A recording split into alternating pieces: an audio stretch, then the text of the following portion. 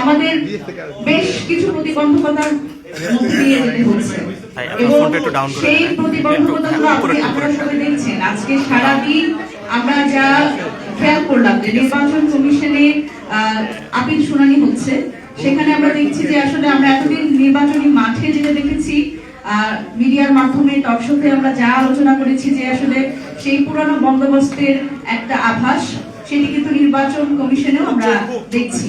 আমরা নির্বাচন কমিশনকেও এখন দেখছি যে কোন একটি দলের পক্ষে কাজ করছে। এই জায়গাগুলোতে আমরা এর আগেও আলোকপাত করেছি এনসিপির পক্ষ থেকে, কিন্তু সেটি কিন্তু এখন আরো ভয়াবহভাবে প্রতিফলিত হচ্ছে।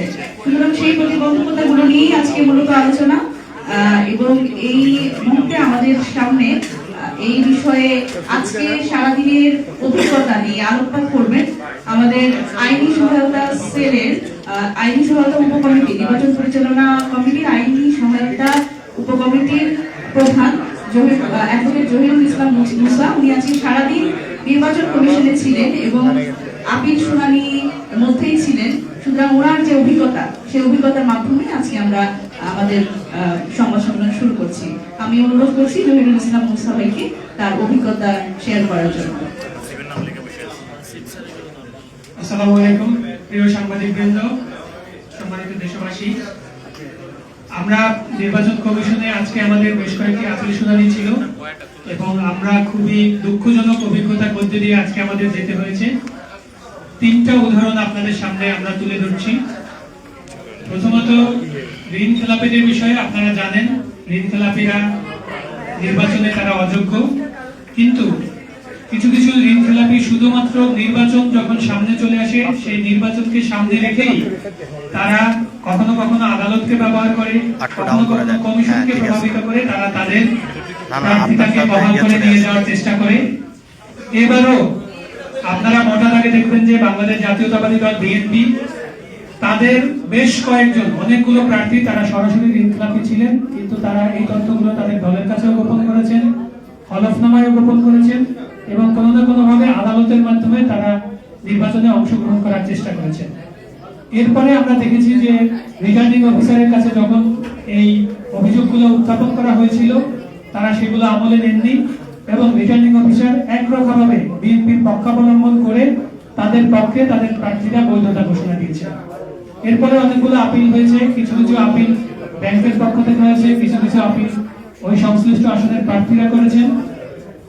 সবশেষ দেখা যাচ্ছে আজকে আমাদের কুমিল্লা 4 আসনের এনসিপি মনোনীত প্রার্থী জনাব হাসনাত আব্দুল্লাহর একটি আপিল শুনানি ছিল। ওই একই আসনের জনাব মনসুরুল হাসান মুন্সি, তিনি বিএনপি মনোনীত প্রার্থী ছিলেন এবং তিনি একজন স্বীকৃত ঋণ খেলাপি ছিলেন।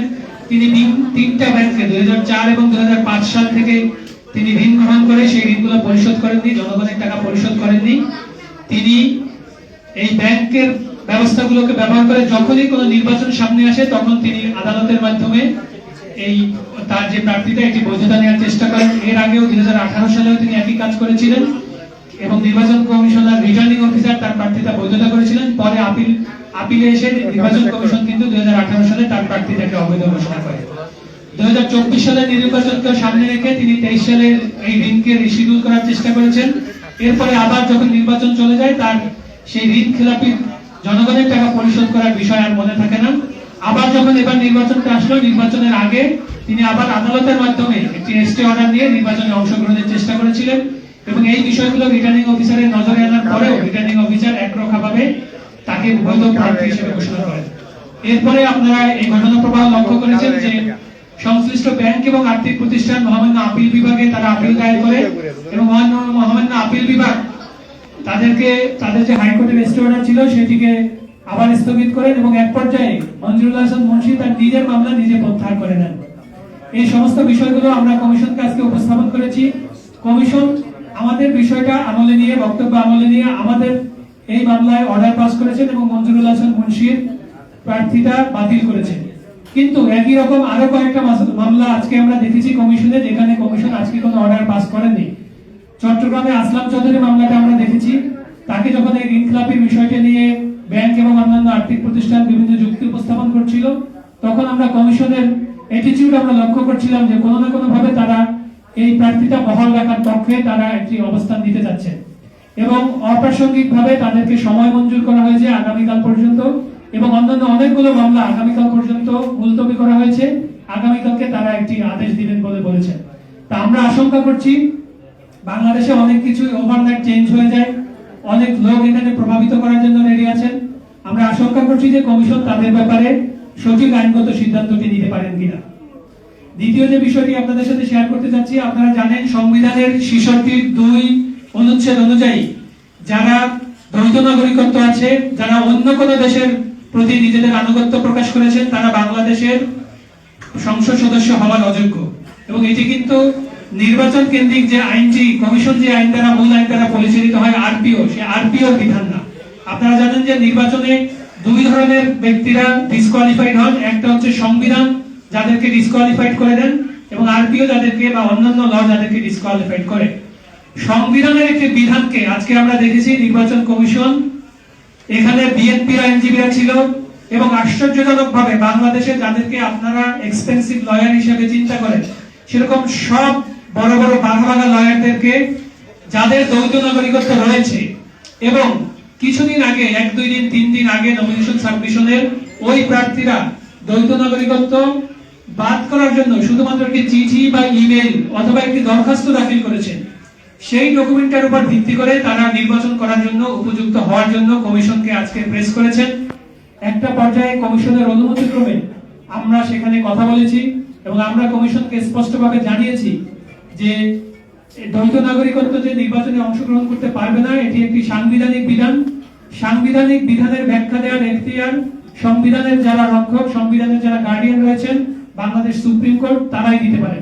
এবং ইতিপূর্বে বাংলাদেশ সুপ্রিম কোর্ট আপিল বিভাগ পর্যন্ত এই বিষয়টি সেটেল হয়েছে যে দ্বৈত নাগরিকত্ব ত্যাগ বলতে তখনই বোঝাবে যখন সংশ্লিষ্ট দেশ তার আবেদনটি গৃহীত হয়েছে মর্মে গণ্য হবে, এবং সেই ডকুমেন্ট যখন তিনি প্রডিউস করতে পারবেন নির্বাচন কমিশনের কাছে, তখন সেটি বিবেচিত হবে যে তিনি তার দ্বৈত নাগরিকত্ব ত্যাগ করেছেন। কিন্তু আমরা আশ্চর্যজনকভাবে আজকে কমিশনের পক্ষ থেকে খুবই বিপজ্জনক একটা পরিস্থিতি এবং বিপজ্জনক একটি অবস্থান নেওয়ার চেষ্টা দেখেছি। কমিশন নিজেরা সংবিধানের ব্যাখ্যা দেওয়ার একটি তৎপরতা তাদের মাঝে আমরা দেখেছি, এবং কমিশন ওই আইনজীবীদেরকে এও বলছিলেন যে আপনারা একটি লিখিত অপিনিয়ন দেন, সেই অপিনিয়নের উপরে তারা তাদের আদেশ পাস করবেন বলে তারা মতামত দিচ্ছিলেন, যেটা খুবই বিপজ্জনক বলে আমরা মনে করি। কমিশনের কাজ হচ্ছে আইন ফলো করা, আইনের ব্যাখ্যা দেওয়া তাদের এখতিয়ার নাই, সংবিধানের ব্যাখ্যা দেওয়ার এখতিয়ার তাদের নাই।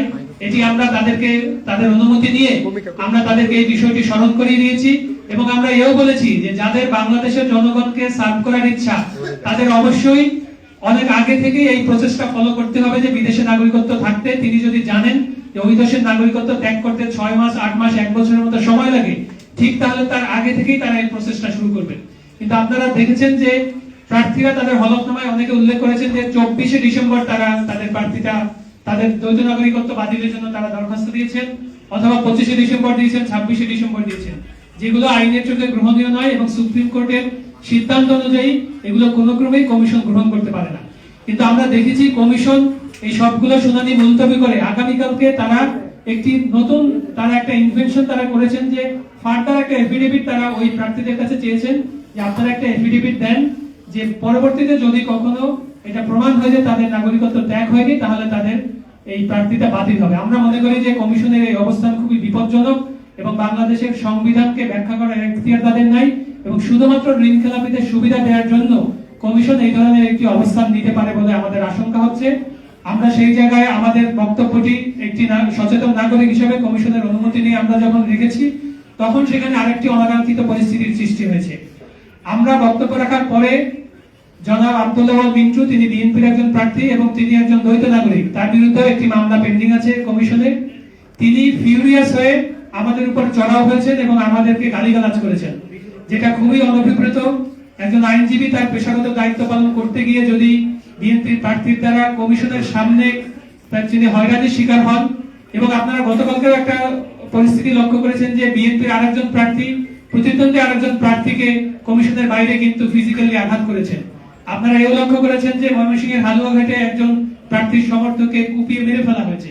তো এই পরিস্থিতিগুলো খুবই ভয়াবহতার ইঙ্গিত দেয়। আমরা এগুলো নিয়ে খুবই শঙ্কিত। আমরা এই প্রার্থীদের এবং প্রার্থীদের পক্ষে যারা কাজ করছেন তাদের নিরাপত্তা নিয়ে শঙ্কিত, কমিশনের অবস্থান নিয়ে শঙ্কিত। তৃতীয় যে বিষয়টি আপনাদের সামনে আজকে আমাদের অভিজ্ঞতা থেকে উপস্থাপন করতে চাই সেটি হচ্ছে আরপিওতে সুনির্দিষ্টভাবে আছে যদি কোনো ব্যক্তি বা কোনো প্রতিষ্ঠান অথবা বডি কর্পোরেট তারা যদি সরকারি কোনো চুক্তি বাস্তবায়নের সাথে জড়িত থাকে, সরকারি কোনো কন্ট্রাক্টরি কাজ করে, ঠিকাদারি প্রতিষ্ঠান হয়, সুবিধাভোগী হয়, সেই ব্যক্তিগুলোও কিন্তু নির্বাচনের অযোগ্য হয়। এরকম একটি মামলা আজকে আমরা পেন্ডিং দেখেছি, আমরা শুনেছি ময়মনসিংহ 11 আসনের যিনি বিএনপি মনোনীত প্রার্থী তার বিরুদ্ধে সরাসরি এরকম একটি এলিগেশন এবং ডকুমেন্টেশন সহ কমিশনের সামনে প্লেস করা হয়েছিল, কিন্তু কমিশন খুবই আশ্চর্যজনকভাবে এই বিষয়গুলো বিবেচনা না নিয়ে সেই ময়মনসিংহ 11 আসনের যিনি বিএনপি প্রার্থী তার প্রার্থীটা বহাল রেখেছেন। এই ছিল একটি অশনি সংকেত।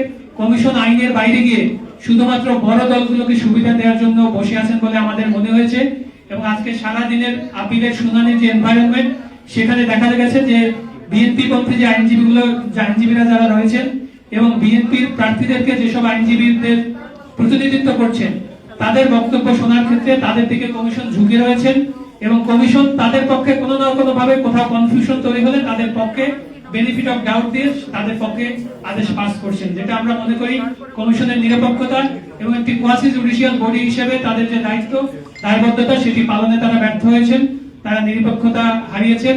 এবং আগামীকালকে যদি তারা সংবিধানের ব্যাখ্যা দিয়ে নতুন কোনো প্রপোজিশন এনে যতগুলো দ্বৈত নাগরিকত্বধারী এই মামলা তাদের আপিল পেন্ডিং রয়েছে সেগুলো যদি তারা অনুমোদন করেন বা তাদের প্রার্থীতা বহাল রাখেন, সেটি বাংলাদেশের জন্য একটি অশনি সংকেত হবে, বাংলাদেশের জনগণের জন্য একটি প্রতারণামূলক বিষয় হবে। যারা বিদেশি রাষ্ট্রের প্রতি তাদের আনুগত্য দেখিয়েছে তারা আবার ইলেকশনের মৌসুমে এসে ভাগ বটানোর জন্য এসে তারা এখানে আবার প্রার্থী হওয়ার চেষ্টা করছেন এবং আবার প্রার্থী হওয়ার পরে তারা যদি জিতে যেতে পারেন এখান থেকে অর্থ পাচার করবেন বলে আমাদের আশঙ্কা। আর যদি জিতে যেতে না পারেন তারা আবার বহত্তবিয়তে তাদের বেগম পাড়া বা বিদেশে যে তাদের যে সুলভ জীবন সেই জীবনে আবার তারা ফিরে যাবেন বলে আমাদের আশঙ্কা। আমরা কমিশনকে